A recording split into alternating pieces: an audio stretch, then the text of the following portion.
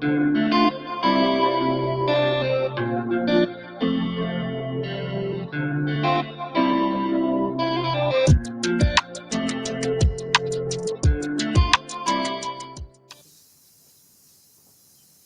everyone, and welcome to this exciting and, I may say, thought-provoking conversation. And my name is Nonhlanhla Ngwenya, and today our conversation will be around women candidates and elections and the financial hurdles that they face.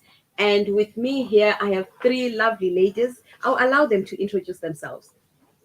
Greetings to you and the viewers.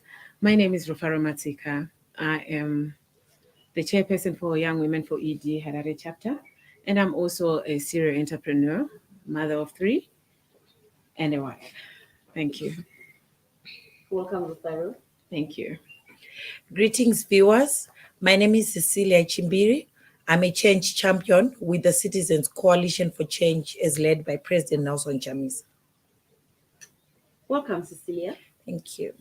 Good day. My name is Tendai Chatikobo. I am the programs officer for #Whispers.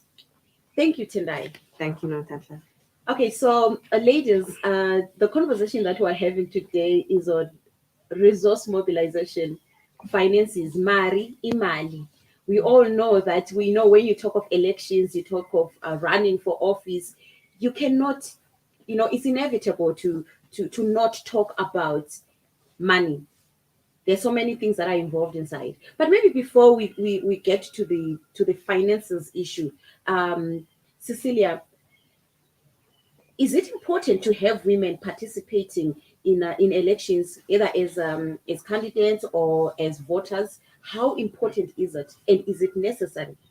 Yeah, so I'll speak on behalf of young women because I belong to that bracket. Mm-hmm. And I'll say that, first of all, young women have no voice when it comes to the wholesome decision-making in the politics of the country. Yeah. We are almost as if we are invisible.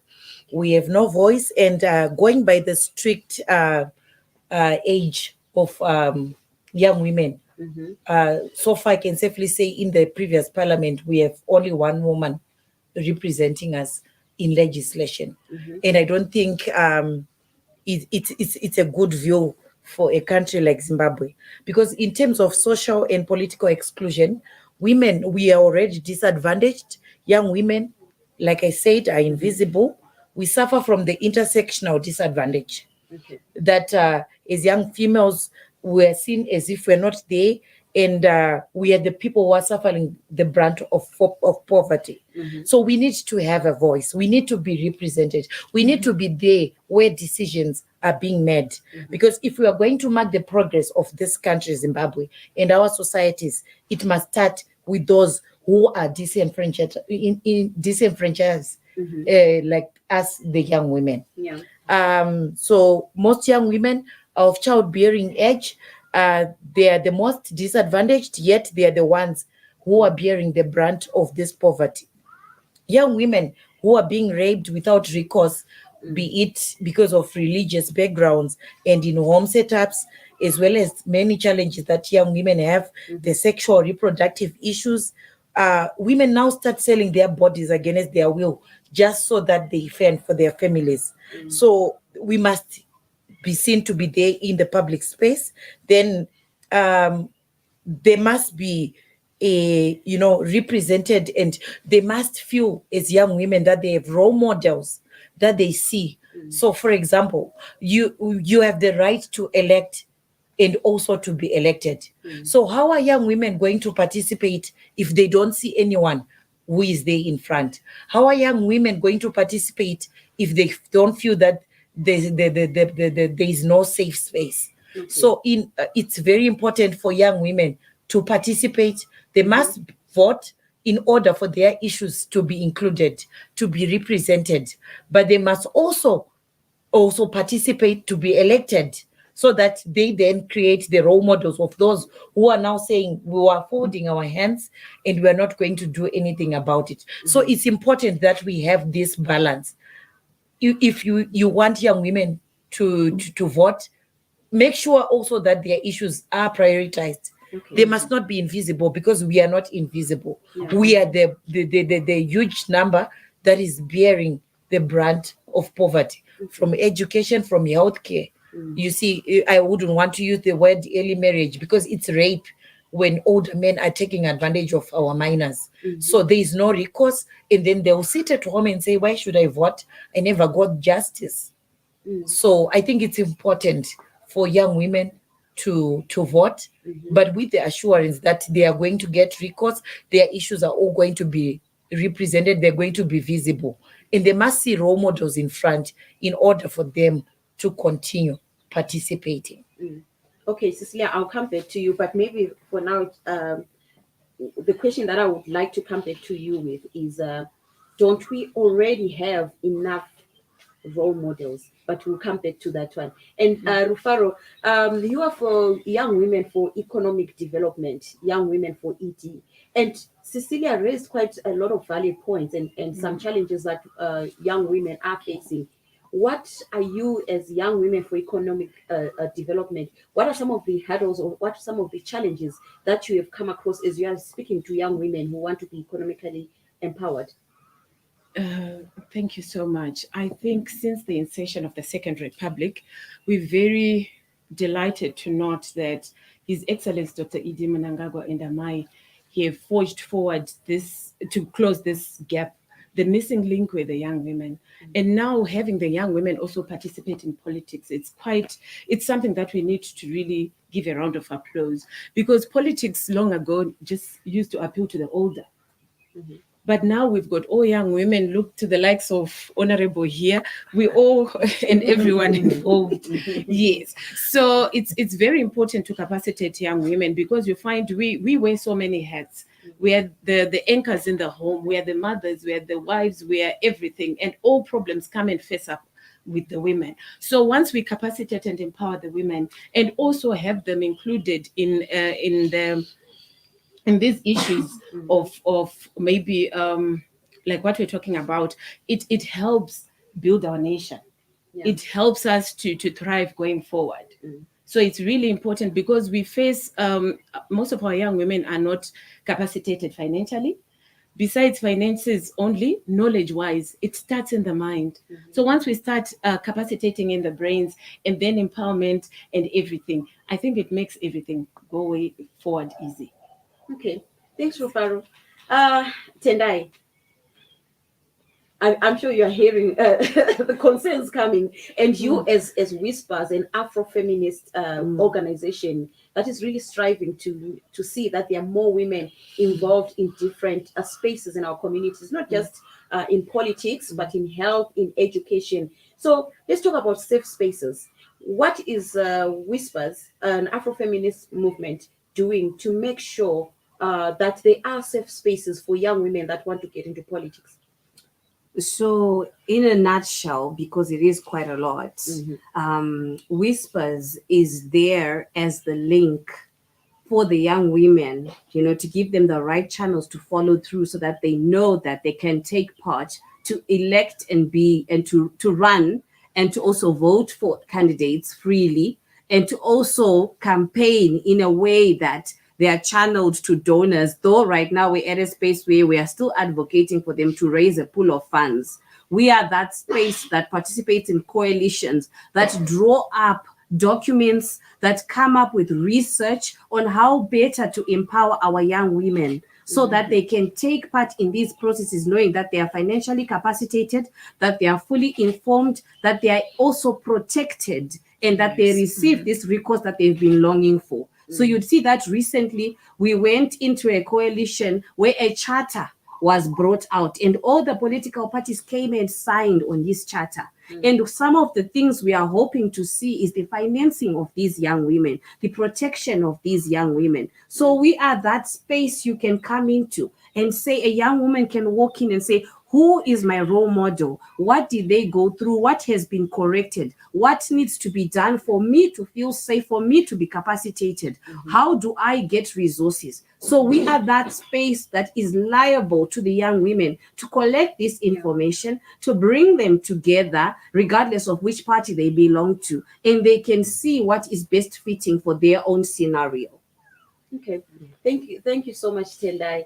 Okay, so I think over the years we've had a lot, and Cecilia, you may attest to this, since you have been, in politics for some time now, actively in politics. We've had a lot of trainings, a lot of workshops, a lot of confidence building events, leadership courses for young women, and but we've now those women are capacitated. We know that the country has quite a lot of able women that are leaders in a way, or rather leaders in waiting. But what is missing are the funds for those women to then take up all those courses that they've been given. What would you like to see CSOs do, or rather women's movement in particular do, besides the trainings that have been going on for years? I think I will say, if we have to change society, we have to focus on the weakest member of society. Then they must be seen and they must be heard. I think it's very important for women's organizations not to only start when it's almost a quarter to elections. They need to prepare in advance, to actually not subcontract the identification of young women or the promotion of gender parity to political parties, but play an active role that we will all commend. We commend you for the work that you've been doing, but you see, when you reach out to young women who are not housed in an organization, of course, maybe you're preparing for them for the future, because obviously there are tectonic shifts that will continue to happen. But at this very current moment, I don't see independent candidates making it, because we are still in a society that believes that a person should be housed in an organization. But we do commend the work that you're doing, but we think it has to be more, because what you could have done before the whole election cycle was to start with identification. Okay. Tell me today, if you are to call young women to come to a conversation, a lovely conversation that you have set up today, how many will you see? It's because there is no passing of the baton stick. I'm here, Cecilia, I'm 35 years old. Do we have the ones following that we have tried to mentor, that we have actively tried to identify and give them to you, so that you also work with them and you start the journey with them? You will find they are not. We have a vacuum of women. We have a vacuum of women leadership. And I think it's caused by you as women's organizations subcontracting this only to political parties. We do our best in the political parties, but we also need your resource, your capacity buildings, workshops, your identifications, and as well as making sure putting political parties to task before election time arrives, to say, so what are you doing about gender parity? What are you doing about making sure that we've got equal representation in terms of local governance, legislation, etc.? But otherwise, we do commend the work that you're doing, but work more with political parties before it's o'clock. Just adding on to that, Okay, I yes. think instead of just leaving it to just the organizations, we can also break the barrier by bringing it in the homes. When we nurture our girl children, what are we telling them? Yeah. Let's teach them to be bold like the boys. Teach them to jump off trees, be bold, face things head on. You know what I mean? Than to just sit pretty and put lipstick. Let's teach our children from a young age, at schools, in homes, and everywhere. Then it becomes the whole nation's issue, not just saying organizations or political parties. I think let's involve everyone. Okay. Yes, So, I would want to add on that. So this then means that the work of the women's organizations also needs to start maybe at community level. Okay. Yes. You know, there is so much, there's a lot of misconceptions as to when you go to a community and a mother hears that you are trying to encourage their child to participate in the affairs of this country, because the brand politics has been made dirty to the extent that a parent might feel, you want to take my child to a place that's not safe, because we participate with shame Yeah. We are labeled prostitutes, we're labeled all kind of names.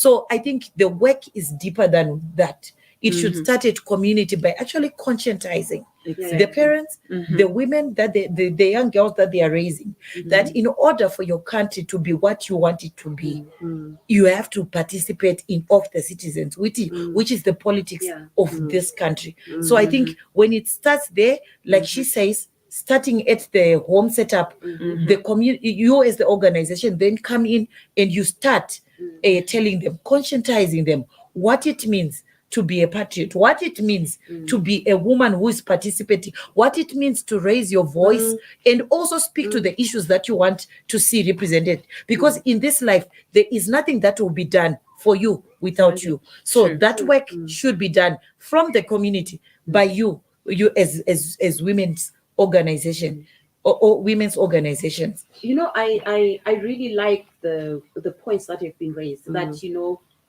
in Ndebele we say isigoko sigokwa sisemanzi, meaning you start, you know, when the child is still young, you know, or 20 or samila, you know, those type of items. Like you start from the grassroots. But now let's say we started from the grassroots and we're over there. And right now, unfortunately, we don't have running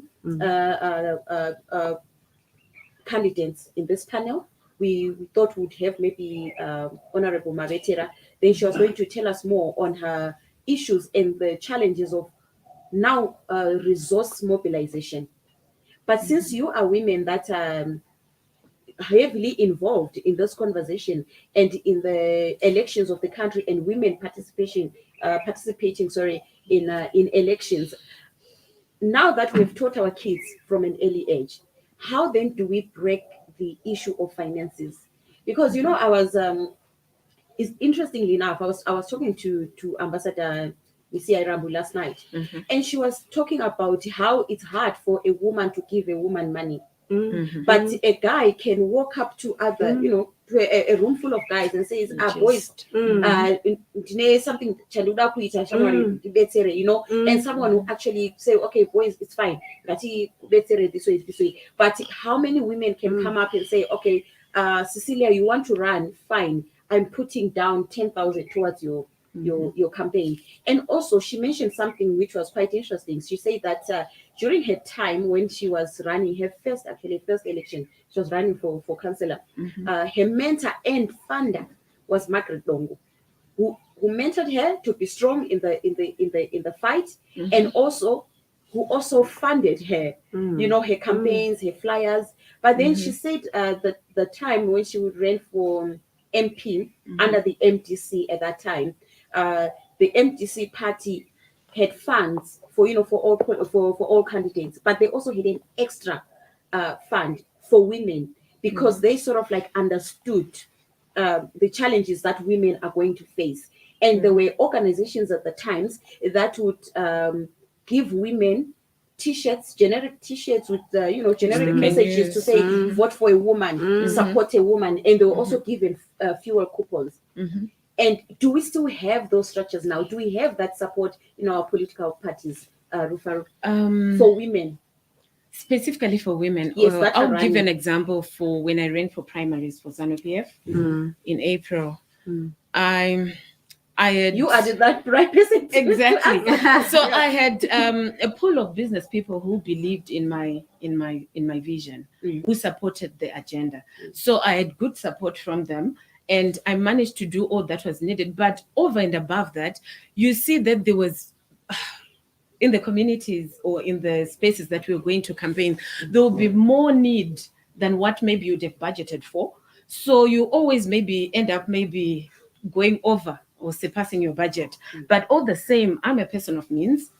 I run a couple of organizations of my own that I'm a founder and owner. So I think the encouragement I'll give women is be capacitated. Have something that you can manage. That also gives you an income, so that you're not just reliant on asking. This is what Dr. Auxilia always says, Musango kumbira. Unokumbira opiwa nas, you can't go back tomorrow. You understand? So we will need to capacitate women, young women especially, to say, women, once you get something, what is it that you're going to do for it to reproduce? for you to be able to live off it tomorrow, so that you're self-sustained and you don't have to borrow or ask. So all the same, apart from being maybe independent, you still need the support. Women are not bankable. I give Chipo today, but how can she, maybe when she's getting it's a loan, how does she pay me back? Or going to the financial institutions, how do they support you when you have no business, when you have no assets? So this is where the Second Republic was coming in, encouraging women, empowering them. And there was the Empower Bank, which was opened specifically for the women, to support women start their projects, to support women to have bankable projects, for them to be bankable. You understand? So that even when they stand in front of a podium or in front of a pool of people, they have influence. People can listen to them because they are people of influence, people of means. But how was the support at political, like maybe the Women's League? Did they do campaigns? Did they do what can I say? Maybe some sort of advocacy for young women that were running for primaries.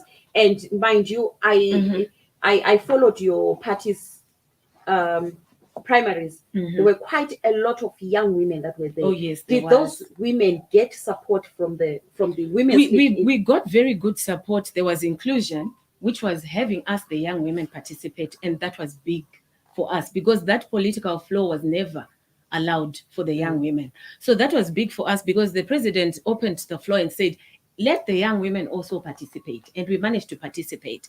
And also they made it a safe haven because there was not a lot of violence, if there was any at all. We were protected in that regard. But as for ZANU-PF constitution, the primaries are self-funded. This is why now you need your community, you need your business allies, you need your family.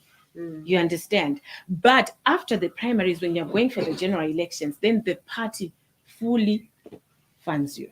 Okay. Primaries are self-funded. Yes, they are Cecelia, tough. you are itching. Please come in. I think I will have to say we need to change the culture because the problem is starting with commercializing and monetizing these processes where candidates have to be chosen.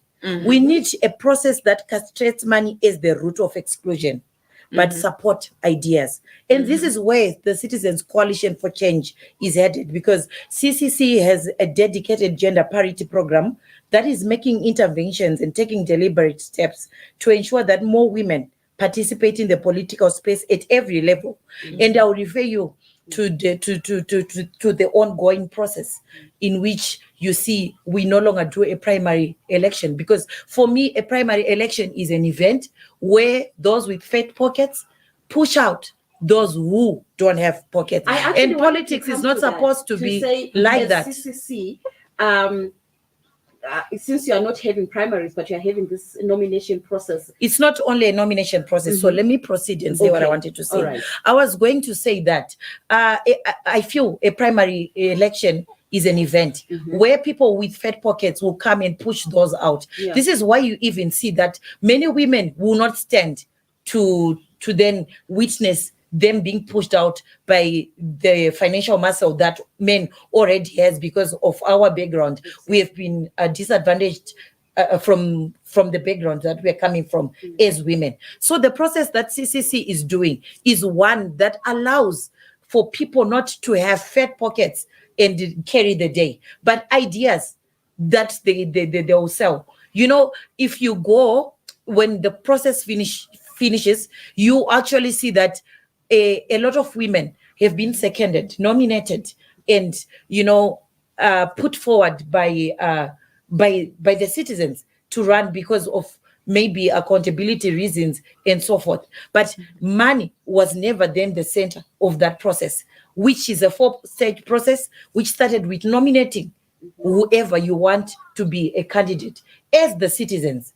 Because the citizens, when you put them at the center, they are the ones who know what they want, whom they want to represent. So we are destroying politics of patronage. We are destroying politics in which we come 5 years later and say, I've got 100,000, I've got hampers, I've got Millie Mills, stand in the queue and vote for me. And who are you cheating? Because in the end, you are mocking the same people that you expect to vote for you. This is why CCC has brought a transparent process that sells ideas, that sells a person who is standing there to say, in fact, they will choose you because you don't have to be chosen. No gonna kuda, but usiri kudiwa. So this process allows for fat pockets to get out and for politics of patronage to be a thing of the past. Because we can't monetize politics. Let's have ideas and let's put people who represent people to go and as make much as we decisions. don't want to monetize politics, I just wanted to ask a question. In performing economies, who runs the politics? Is it the business people or the politicians? Who runs the economy? It's both. It's both, right? Yeah. So it's like a business.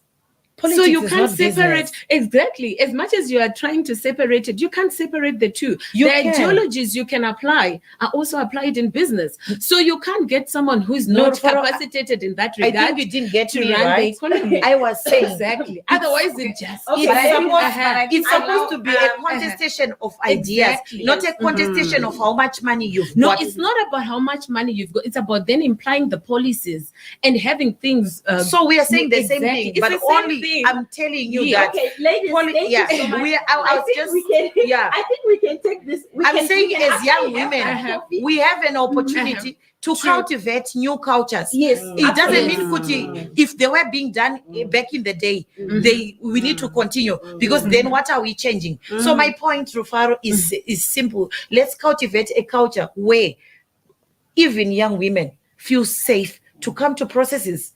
We don't want processes that are marred by violence. We don't want processes that are marred by fat pockets. So what happens to me who doesn't have a fat pocket? This is what I was just simply saying, that Triple C is doing just that to make sure that they evade this process in which violence can take place, because this one A, B, C, D, or you have money. This process then allows for everyone. Even you can come sometime.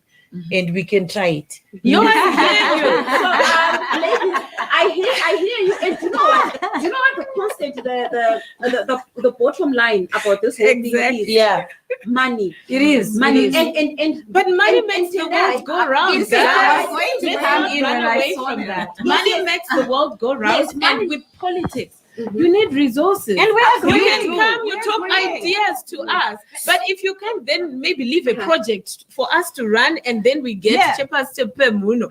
We're not going anywhere. But we're actually in agreement. Yeah. However, I'll put it this way, let's then have a pool of funds, right? Okay, A mandatory pool of I actually funds. wanted to ask you a question, to throw a question at Whispers. Seeing that at the end of the day, we all agree that money makes the world go round. It does. And we know that one way or the other, money will affect how women participate in politics. Yes. Because even if, let's take for instance the Triple C's idea of of nominations and giving a fair ground to everyone, money or no money, right?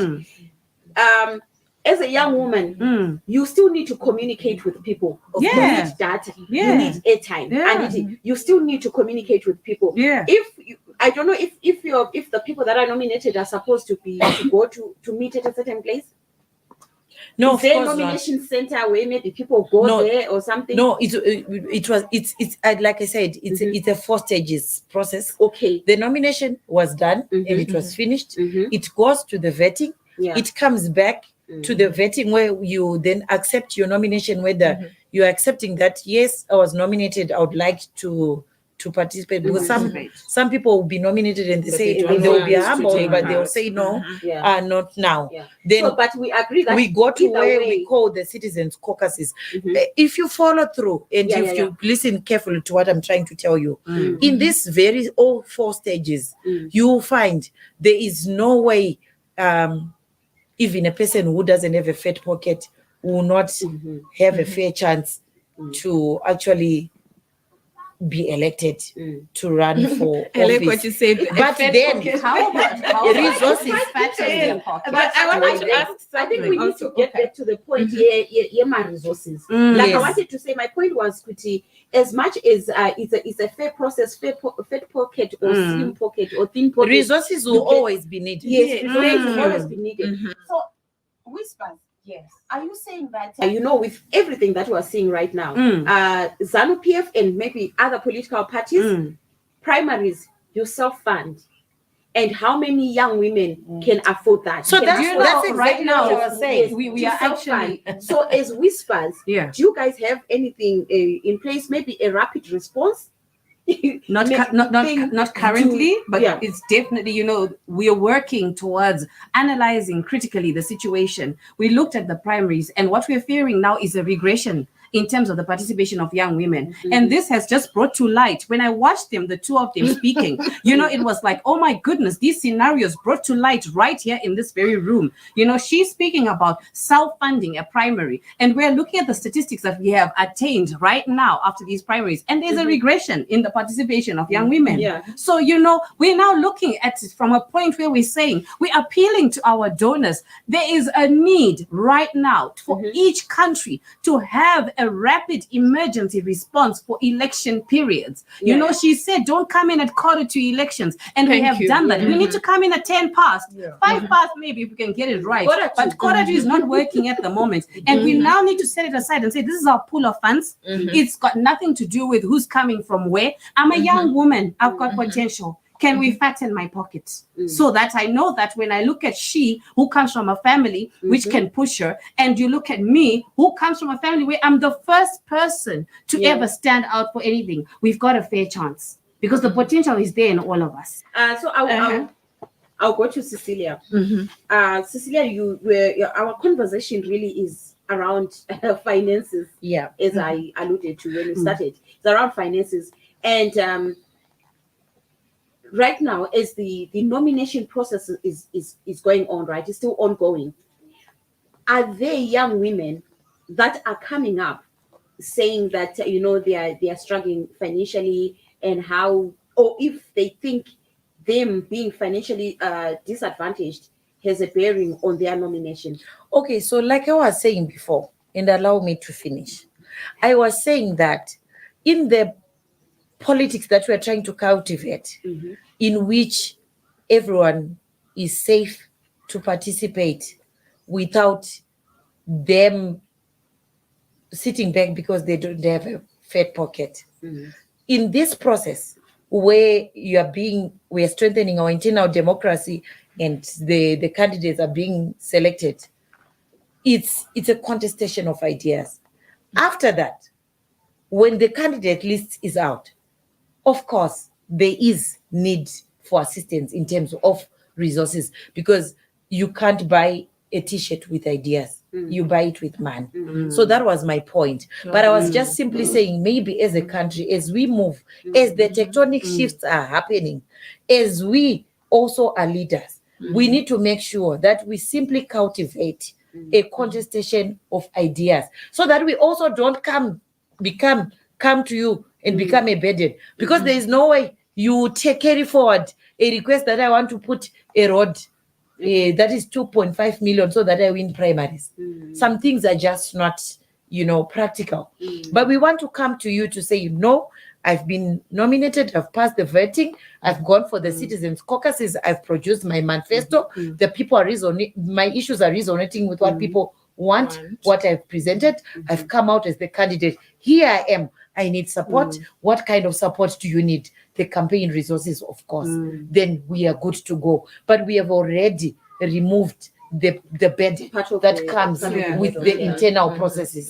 That's the point I was making. Okay. Tendai, the issue of women candidates in elections and finances is actually not just a selective of Zimbabwe. It's actually worldwide. And the rest of Africa. That's why maybe we are still struggling with more women participating in politics. And there was a conversation that I had sometime, and also listening to the ladies talk here, because the issue still remains resource mobilization. Women need to be capacitated, not just with leadership skills and all that, but monetary, financially, they need to be capacitated for them to get into these political spaces, right? So would you say there is a possibility of maybe a regional fund?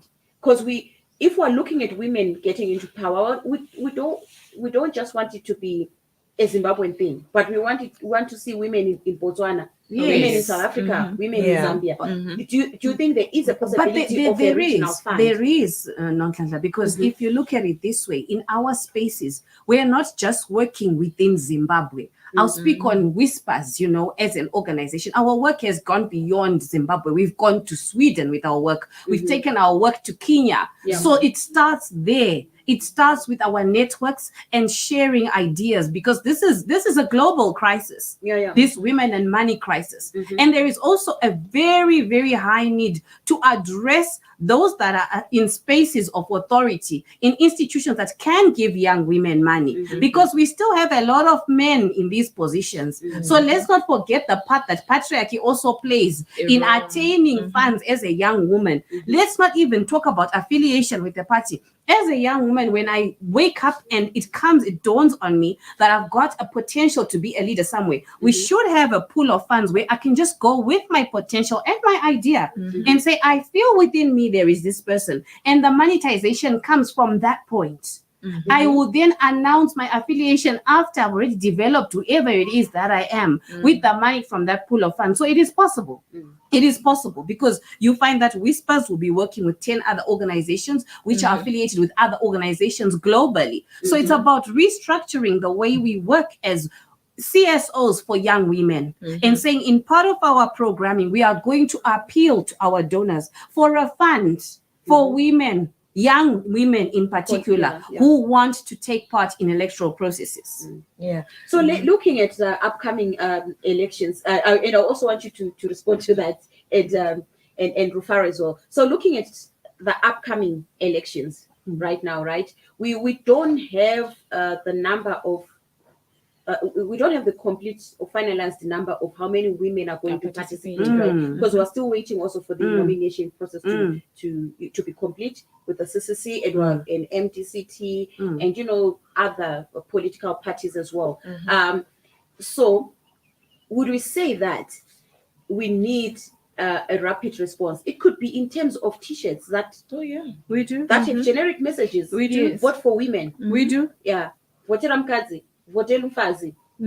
Things like that. What do you think, Cecelia? Should as we live here, we go down, we sit down, we're saying we need a rapid response. We need T-shirts, we need caps for women. So I'm thinking, even if there are resources or a rapid response, you need to employ a strategy that will not exclude political parties that are not the administration of the day, because clearly, if they come through the government of the day, other political parties will be excluded. So in whatever strategy you employ, make sure that then you distribute to all political parties, to their administrations. But I think it's a great idea that we have a rapid response for women, depending with what they want.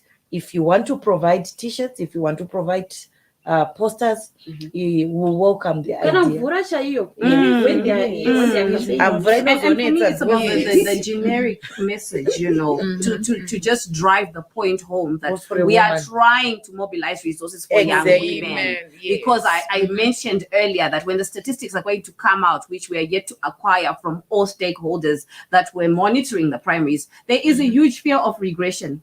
So this response is to come in now.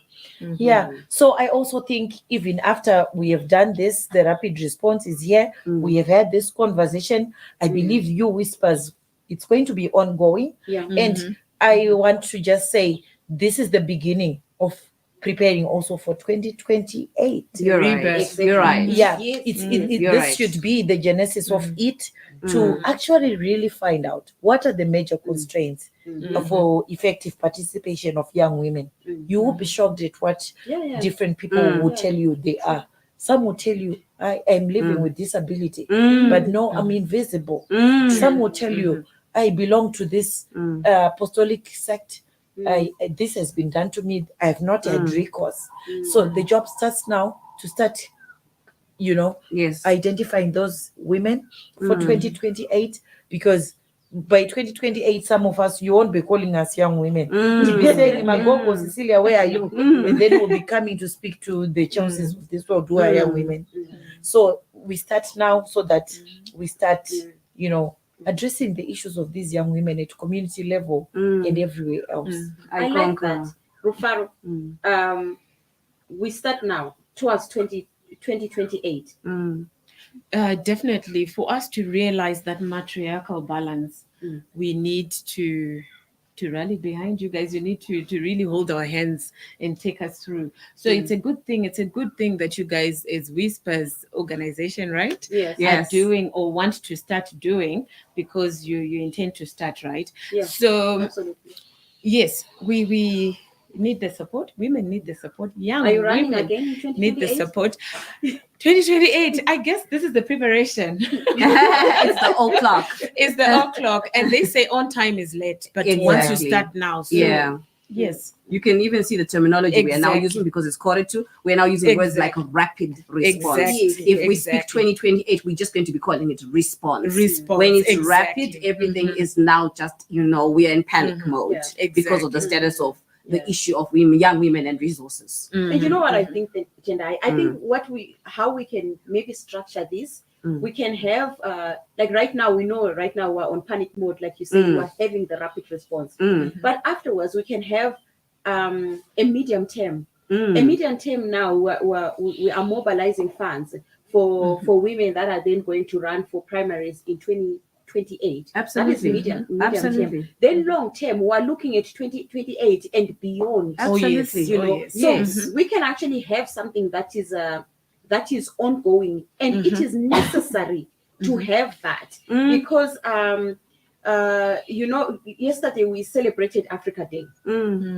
And I was talking to someone, and I was saying, you know what, for Africa to fully realize her potential, her daughters need to be empowered. And that empowering has to be financial as well. And the time when you have your money, or if they are coffers somewhere, there's a fund somewhere that says, okay, That they need to Nonhlanhla, access. you are coming from Cholocho there, you want to run as MP in Cholocho, there is a fund here that can fund you. But also, the most important thing would be this fund, as Whispers would say, that this fund should really fund young women that are promoting the Afro-feminist agenda. Yes. Yes, there has to be a woman that believes in the upliftment of women, not just to say, "Kuti, I'm just here and I want to run," but there should be certain principles that we are really funding, certain principles and agendas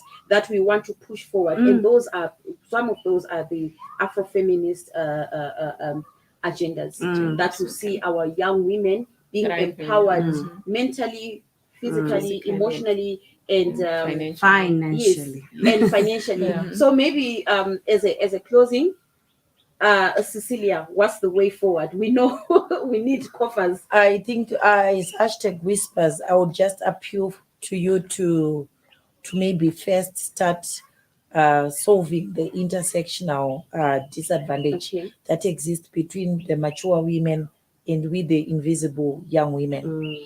It's a very huge problem. So maybe you can have ways in which you can try and solve this. You can have programs that promote bringing men. You can call it "Bring Your Mentee," so that because it baffles me every time to say, when you are looking for names for people to come, you don't find them. So when someone from political party A is not there, there is no one. There's no representation. What is that? So I just appeal to you to start probably working with political parties, working with us young women, bringing us together, so that there's an intergenerational kind of understanding that then happens to solve that intersectional disadvantage that I was talking about, to bridge the gap. Where are the young women? Why are they not participating? To fully investigate and to make sure that we do a great job as we continue and as we head towards other years. 2028 and beyond. Yes. And Cecelia, what's interesting is Whispers actually does have something like that. I've seen that. Yeah, where there's a mentorship between the older and the younger. And in the past 2 or so years, we've really tried to bring in even, older women that have been in politics, and Maima Tibenga and those, and also meet younger women. But of course, there is still so much. There is, still there so is. much And when, to be when done. we hear their stories as well, and we look at the part where they were young women like us, the challenges in resources have remained the same. Constant, Where you found that young women back then, some were also having to sleep their way up to the top, which is not necessary. The real challenges that come with wanting to succeed as a young woman. So, you know, as an organization, we are committed to bringing out the facts whilst we're exposing the young women to mentorship from those who've walked the walk, and to also shape the walk that we are walking by mobilizing resources on facts that we gather from experiences from young women like the two of you seated right here. So we are committed fully to the rebirth of Afrofeminism, founded on African principles for that feminist young woman who wants to elect and be elected. Rufaro, Thank you so much for 2028. this. Oh, we Rapid here. response 2023. I was about to do the slogan. No slogans, please. Okay, I just wanted to say, you know what? Thank you so much for this platform you created, because beyond politics, we should be able to sit. Hey, Cecelia, have coffee and things like that, and then solve the issues of the community, issues of the nation, and I think that's what we need. The ideology is we also need to change, because we're not fighting. We just have different ideologies or different parties that we follow, but it's not like we have to always be fighting in the streets and things like that. So we're happy that this is being forged forward. There's peace. People can sit together. We're not scratching each other's faces and all. And let's continue with this agenda. Thank you. Okay. So, Whispers, I think you've got a lot ahead of you. Coffees, a lot of coffees young women on, from on, on the young table. women from different political parties sitting, coming up with ideas on how to better, deal with issues that affect young women and young women in politics. Indeed. No harm there. So a coffee. Definitely. Yeah. Definitely. And maybe just to continue encouraging young women who are viewing from home to participate, because nothing will be done for you without you, to encourage you to participate in the affairs of your country, to encourage you to register to vote. In order to see the change that you want to see in this country. So register to vote, go inspect your names on the voters roll from the 27th to the 31st, and also follow up the processes that will be coming out, including actually participating on voting day. Okay. Thank you. Thank you so much. Anything else, ladies? Oh Before no, just the announcement of the coffee date. Thank you, Nonhlanhla. This has been quite insightful. Okay, thank you so much. Thank you to Cecelia, Rufaro, and of course Whispers. And we believe that this conversation is not just it's not the end of this conversation, but it's actually the beginning. Of this conversation. And we trust that in 2028 we'll see a very big change. We'll have young women running, young women participating, and young women being financially able to fund their primaries or whatever campaigns that they may be doing. Till next time, my name is Nonhlanhla Ngwenya. Goodbye.